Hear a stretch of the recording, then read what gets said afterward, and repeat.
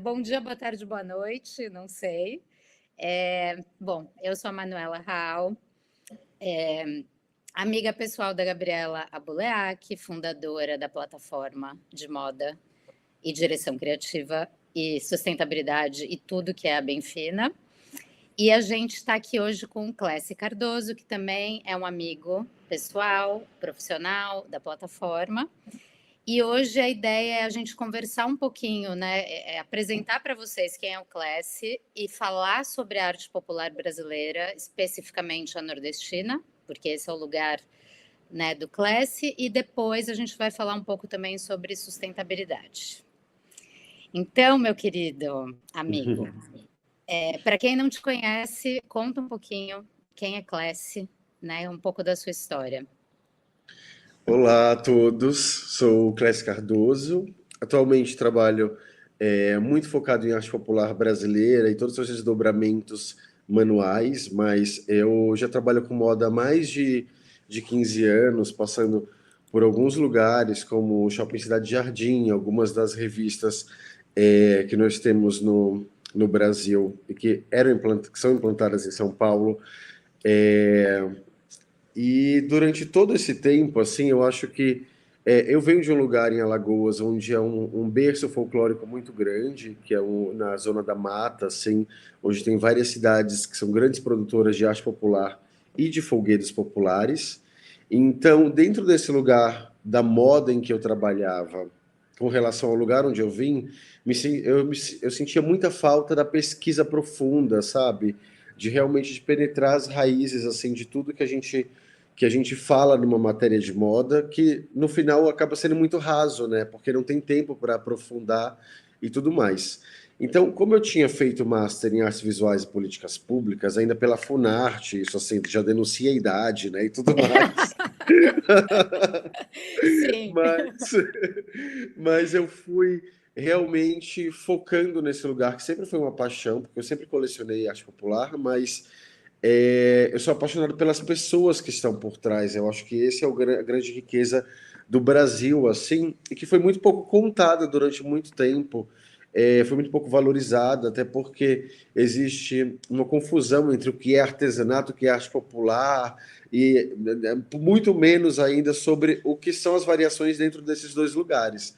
Então, eu acabo focando muito mais nessa desmistificação e nessa pesquisa dentro das técnicas manuais.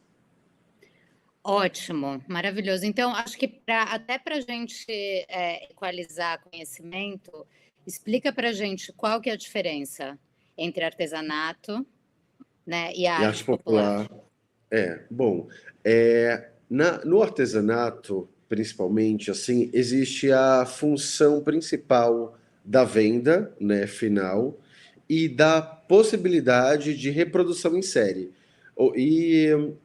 E principalmente, assim, o artesanato ele não necessariamente é folclórico, ele tem um teor mais cultural. Ou seja, por exemplo, uma pessoa. A gente sabe que Lampião e o bando foram mortos em Alagoas, numa cidade que se chama Piranhas.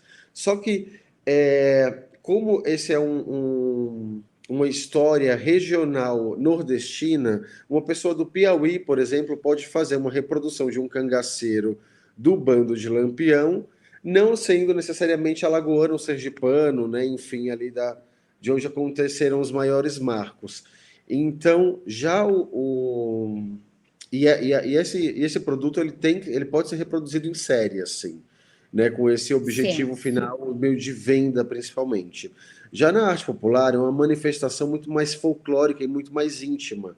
Existe até um lugar que é muito engraçado, assim, que você, quando vai falar com artista popular, muitos deles falam, gente, as pessoas da minha comunidade achavam que eu era maluco, porque assim, eu parava de trabalhar sei lá, no meu fazer, no meu ofício anterior, para produzir um objeto de barro, por exemplo, ou para esculpir algo em madeira, para pintar algo que era completamente contrário àquela comunidade. Então é realmente uma necessidade do corpo e da mente, assim, de expressar, de falar algo através de uma outra plataforma que não é a voz, porque eu acho que a maioria deles tem essa comunicação muito pelo trabalho produzido, né, por cada um.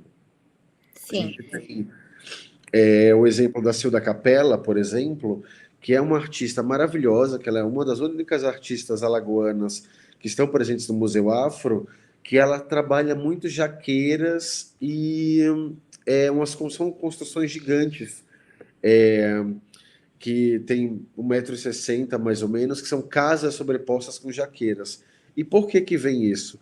Quando ela era criança, ela fala uma frase que é muito forte, que eu acho, assim, principalmente para gente que não teve que não viveu esse tipo de vida de trabalho infantil, enfim, que o pai dela falava para ela assim: não trabalhar, não come. Então, a época da jaca era um lugar onde ela tinha fartura de alimento. Uma jaca alimenta muitas pessoas. sim. Então, ela trabalha esse lugar emocional do déficit da infância dela e também da abundância da época da colheita da fruta, através do seu trabalho até hoje, assim. Então, é um lugar muito íntimo, assim, e realmente tem uma força artística, e ela não tem a intenção, nem gostaria de reproduzir algum objeto igual ao outro. Entendi. Então a gente pode falar que, em linhas gerais, quando a gente fala de artesanato, a gente está falando, de um canal ou um meio de, comercialização de histórias folclóricas, mas elas não precisam estar atreladas ao lugar de origem, né. Não, Então não, elas não, podem ser não necessariamente. replicadas, Isso, então ela exatamente. tem um teor mais comercial. E quando a gente fala de arte regional, a gente está falando de uma coisa que é muito mais conceitual, expressões artísticas, e elas têm a ver com aquele artista, com aquela E com a experiência. vivência dele, com o lugar onde ele mora. Sim. E aí, hoje, então, a sua base de estudo e de trabalho está muito mais envolvida com a arte, com o artista popular brasileiro e nordestino, Sim. do que com o caminho do artesanato. Ou você tem momentos para as duas coisas? Eu tenho momentos para as duas coisas. Assim, eu tenho esse trabalho de curadoria de arte popular, que eu acabei de fazer uma exposição que se chamava Do Coração para as Mãos, que foram contemplados 28 artistas, e eu trabalhei um processo semiótico justamente do porquê do fazer manual de cada um. Então, assim, eu fui tendo conversas com eles, assim, tipo, ao longo dos quase 4 meses que nós desenvolvemos as peças, cutucando assim do porquê que aquilo fazia sentido, de onde que vinha, o que remetia a qual momento da vida, né? Por exemplo, tem uma artista que nós montamos uma obra em conjunto, que é justamente a Irmã da Sil, que eu falei anteriormente, com outro artista Uhum. que se chama Maurício, que ele é um observador de répteis, que mora no sertão, e ele estuda o movimento das cobras, como elas levantam a cabeça, inclusive esse colar é dele, ele me deu no Ai, que aniversário. maravilhoso. E assim, é chocante, porque a pintura é idêntica de uma cobra real. E aí, Lindo. como é numa região do sertão que é próxima a uma região indígena, que tá sendo quase dizimada assim, ao longo das décadas, e a cobra tem um simbolismo da cura, nós fizemos uma obra em conjunto onde a cobra meio que cura essa infância, que é dessa história da Sil, da falta de alimentação e do trabalho infantil, enfim. Então, o que acontece? A irmã dela é artesã, não é artista popular, e o Aham. Maurício é. Então, assim, às vezes é interessante juntar as duas coisas, principalmente para impulsionar e para ver se a pessoa desenvolve um trabalho também artístico, né? Não é porque ela faz artesanato atualmente que ela não pode desenvolver um trabalho de arte popular, e vice-versa. Ou seja, nesse caso do colar, a gente está falando de um produto, então é um artesanato, mas ele vem de uma história de arte popular. Então as duas coisas estão Exatamente, combinadas. Maravilhoso. exatamente. E aí, Lindo. claramente, que no produto de arte popular, ele é muito mais rico de detalhes, né? Porque o que acontece? Isso daqui, por exemplo, também tem que falar sobre o lado sustentável. É uma madeira já morta do sertão, que ele retira sem acentuar o desmatamento. né? Uhum. Porque se você for pensar em outros artigos de outros lugares do Brasil, as pessoas precisam cortar a árvore para fazer. Já esse tipo de produto, eles vão encontrando os próprios produtos, as próprias madeiras que já têm as formas sinuosas e eles vão lapidando a partir dali, né? Vão entalhando a partir do formato Maravilhoso. natural.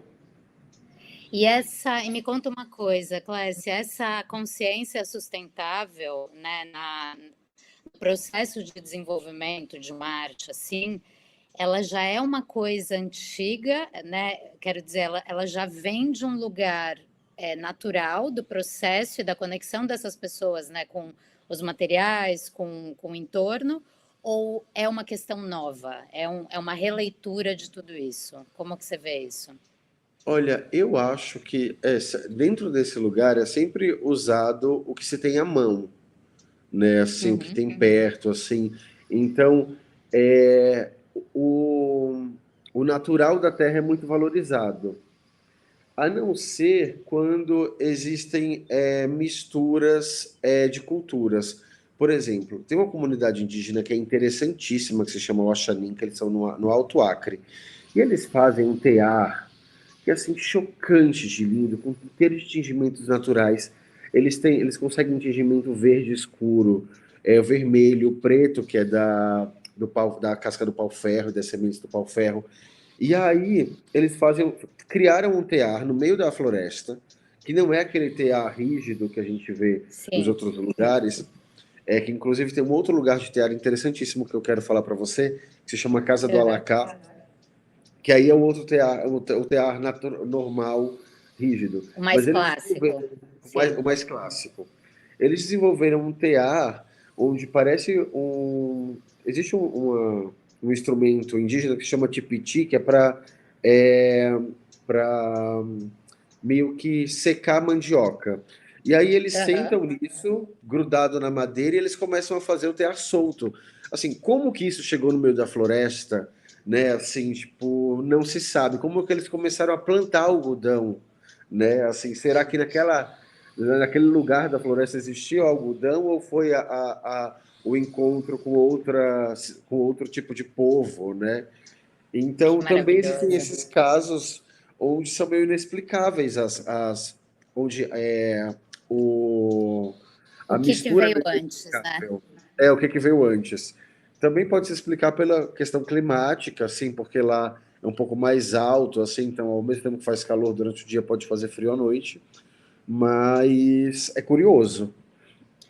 É, porque é como se fosse uma tecnologia, porque é uma tecnologia que ela foi Aham. criada e ela foi adaptada para um fim, né, então quer dizer, eles queriam, rendar, eles queriam fazer aquilo, então eles foram encontrando formas com o que estava próximo, mas pode ser que eles tenham adaptado e, né, não dá para saber, mas é bem Exatamente.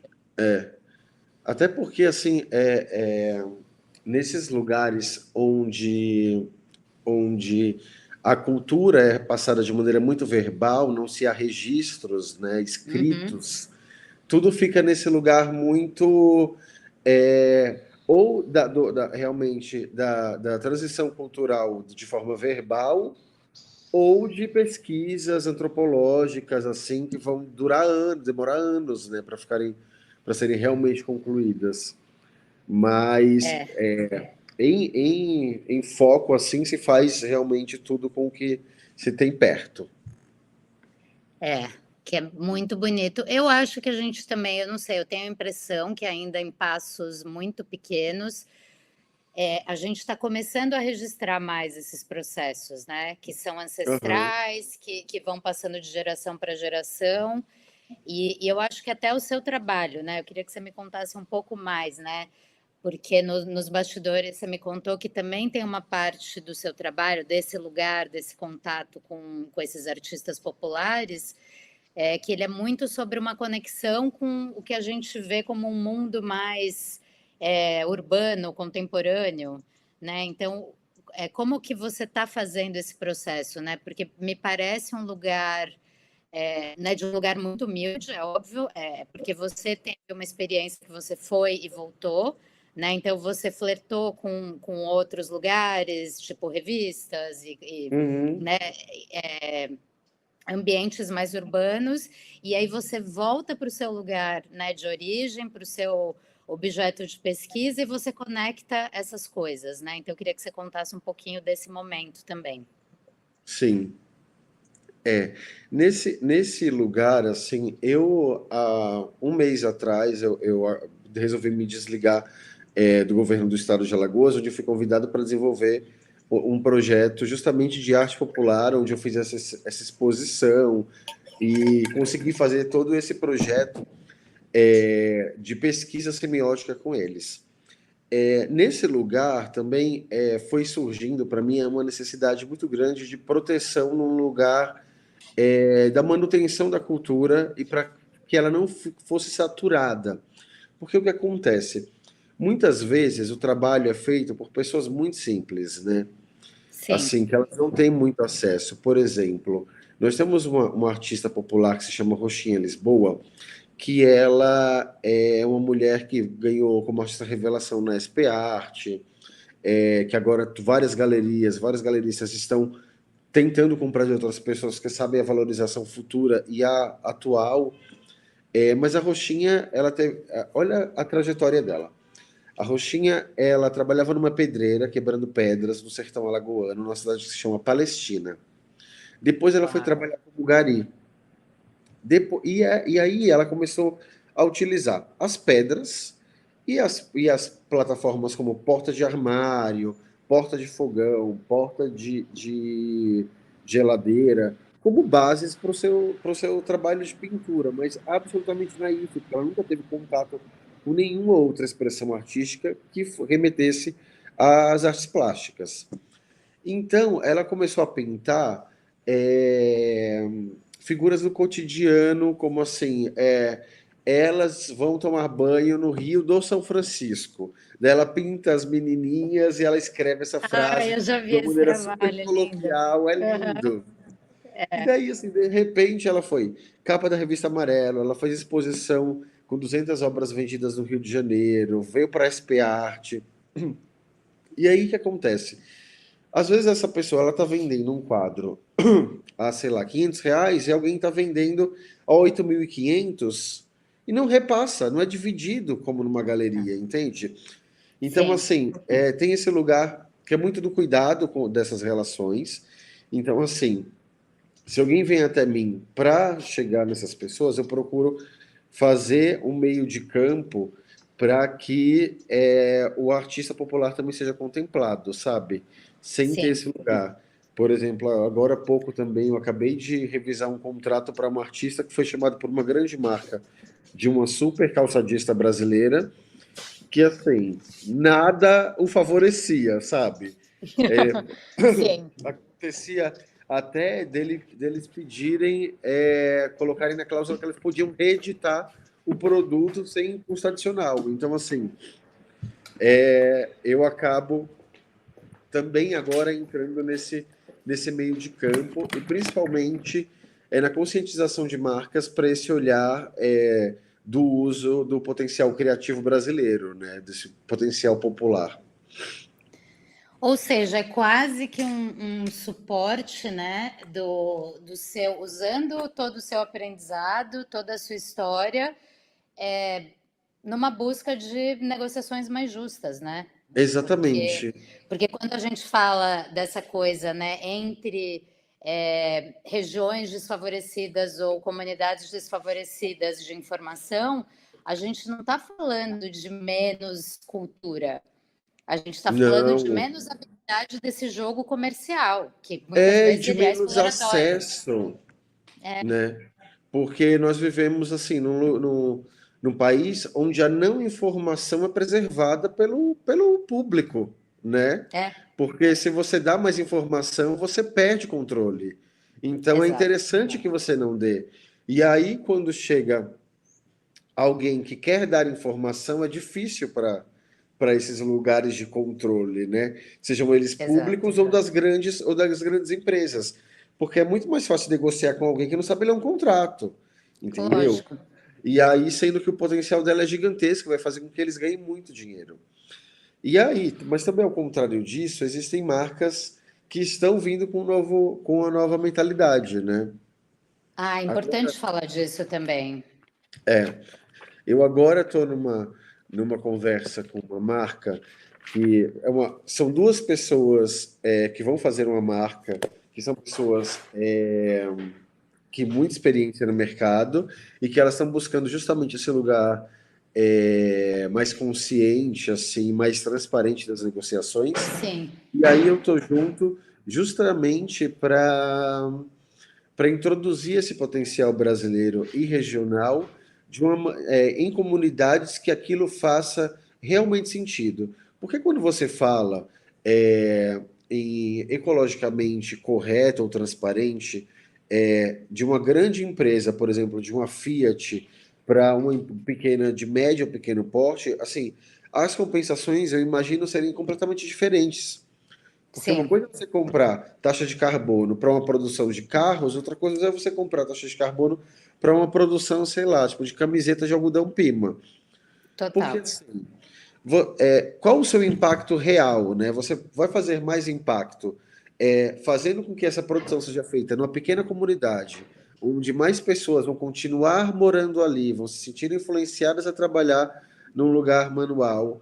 é, e aí você vê a real diferença, né, do que a sua marca está fazendo ali, o lugar que não é de ajuda, mas é de valorização do trabalho de base comunitária, né? Sim, Então, eu acho mais interessante esse viés do que realmente levantar essa bandeira, porque às vezes você fala assim, ah tá, você está comprando a taxa de carbono, mas assim, de onde, para onde, como que você está fazendo isso? sim. Aí você produz mais, aí você compra mais taxa, você não se preocupa de nada e você não está fazendo com que nada mude, né? É, E ou seja, é muito superficial, né? E tá eu, faltando eu, muita eu acredito, transparência, né? muita É, transparência. Então, eu acho que nesse lugar é mais fácil de ver a evolução efetiva dos seus atos na comunidade, né? E eu acho isso uma atitude sustentável. eu também concordo. E me conta uma coisa agora, falando desse panorama, né, dos últimos X anos, eu não vou falar quantos, porque a gente não precisa ficar entregando a idade toda hora, mas, mas falando desse panorama, né, do, do mercado brasileiro de moda, né, e aí falando de marcas nacionais, e falando disso porque eu acho que a Benfina ela é muito expoente, né, em levantar e trazer esses assuntos, muito vanguarda, né, em comprar essa briga.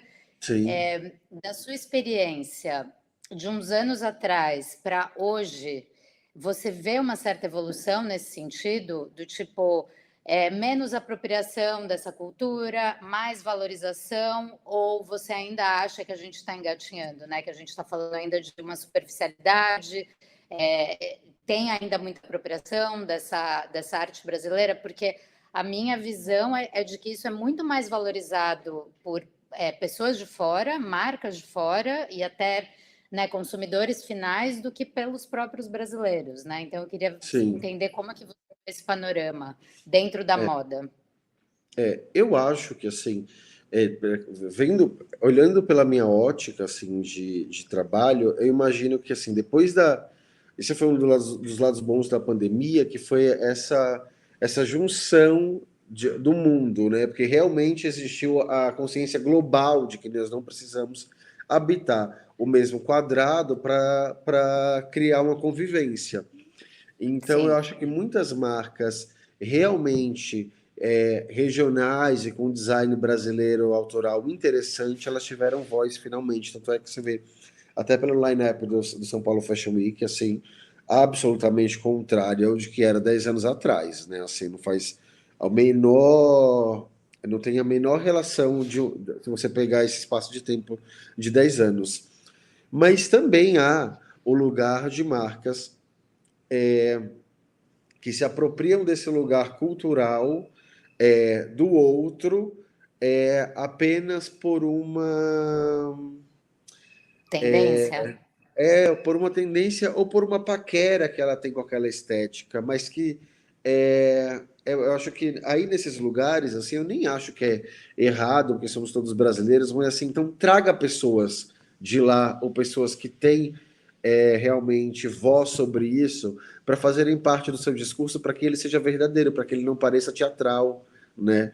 Porque eu acho Sim, que acontece muito isso. Eu vejo representações artísticas populares na moda e assim muitos trabalhos manuais de uma maneira muito teatral, muito fora do usual, muito fora do que é realmente, e isso perde força e desvaloriza, porque se você usa é, algo de uma maneira cênica, você está distanciando ela cada vez mais da vida do brasileiro real que tem uma dificuldade de aceitação do próprio sim, Brasil, né? Então, exato.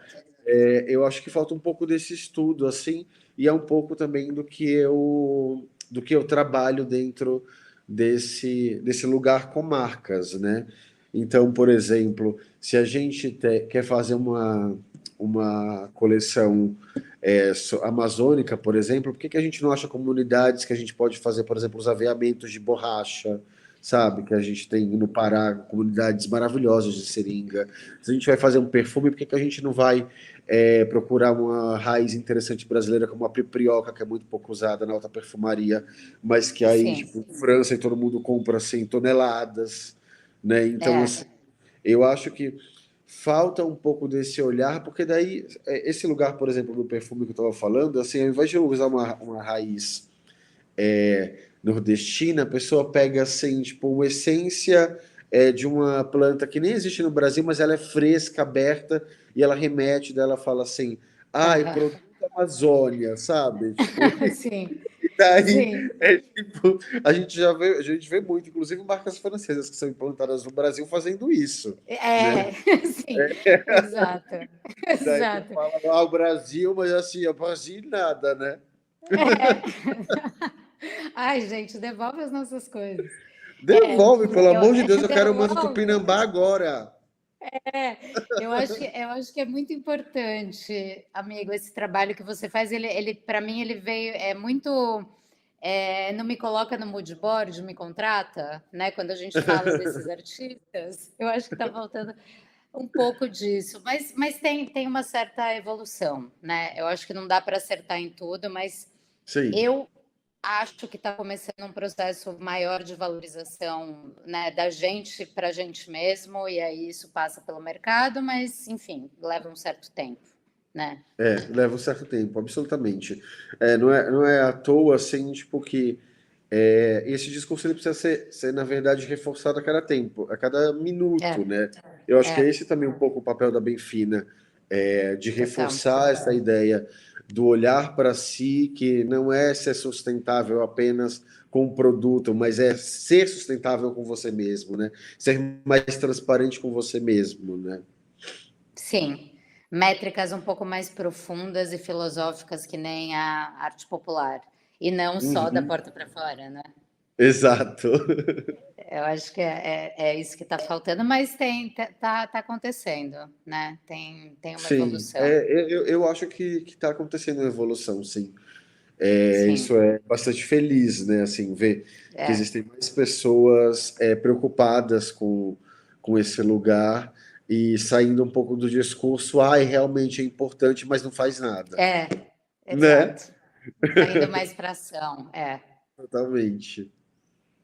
muito legal.